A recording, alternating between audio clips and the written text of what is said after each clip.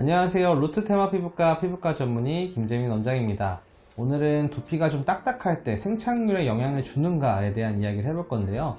사실 두피가 딱딱한 경우 말고 생착률에 영향을 줄 수 있는 다른 요인들도 같이 한번 이야기해보는 시간을 갖도록 하겠습니다.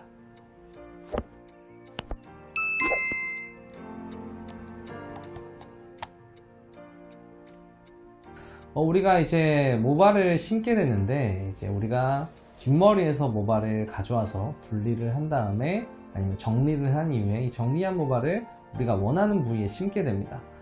만약에 이제 딱딱한 두피라고 하는 표현이 굉장히 좀 애매한 표현이긴 한데, 일반적으로 딱딱한 경우에는 이제 뭐 흉터가 있어서 그런 경우도 있을 것 같고요. 아니면은 이제 두피 자체가 좀 딱딱하거나 아니면 다른 어떤 섬유성 질환을 가진 분들도 있을 수가 있을 것 같습니다. 그럼 이러한 분들을 수술했을 경우에는 상대적으로 일반적인 경우보다는 생착률이 조금 떨어질 수가 있습니다. 근데 이거는 저희가 뭐 100% 예상을 하고 할 수 있는 부분은 아닌데요. 우리가 일반적으로 정말 정상인 부분에 모발 이식을 했을 때 생착률이 한 95에서 100% 정도 된다라고 한다고 하면은, 이런 분들한테는 한 7, 80%, 뭐 낮을 경우에는 5, 60% 정도 된다고 예상을 하고 수술을 하게 됩니다. 이제 일반적인 케이스보다 생착률이 좀 떨어질 수 있다는 거죠. 근데 뭐 실제로 수술을 하고 나서 결과를 보게 되면은 어떻게 될지에 대해서는 사람마다 굉장히 좀 차이가 있습니다. 하지만 이제 뭐 이렇게 흉터가 있으시거나 딱딱한 부분에 대해서 수술을 할 경우에는 상대적으로 좀 생착이 덜 될 수 있다라는 부분을 기억을 하시면 되고요.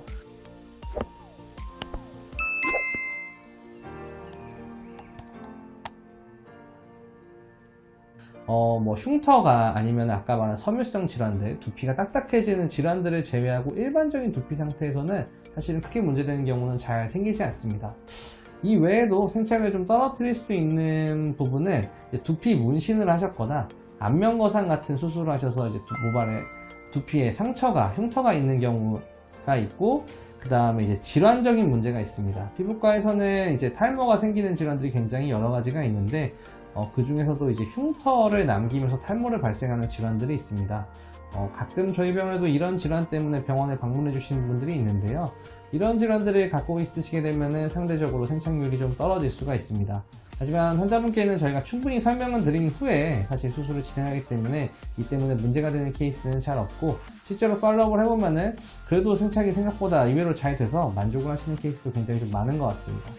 따라서 이제 두피에 문제가 있으신 분들, 이런 경우에는 생착에 문제가 될 수 있다. 두피 문신을 이전에 하시고 새로 이식을 하시는 분들도 상대적으로 정상적인 피부보다는 상처가 나 있는 거기 때문에 생착이 조금 떨어질 수 있다는 사실을 꼭 기억하시면 좋을 것 같고요.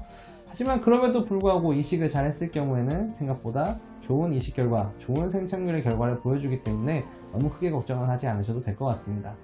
대신에 이제 일반적인 분들에 비해서는 생착에 대해서 살짝은 문제가 있을 수 있다는 점들을 꼭 기억하시고 수술에 임하시면은 이제 추후에 내가 생각했던 기대감이나 이런 것들에 대한 차이가 좀 발생할 수 있으니까 잘 생각하시고 수술 여부를 결정하시면 좋을 것 같습니다.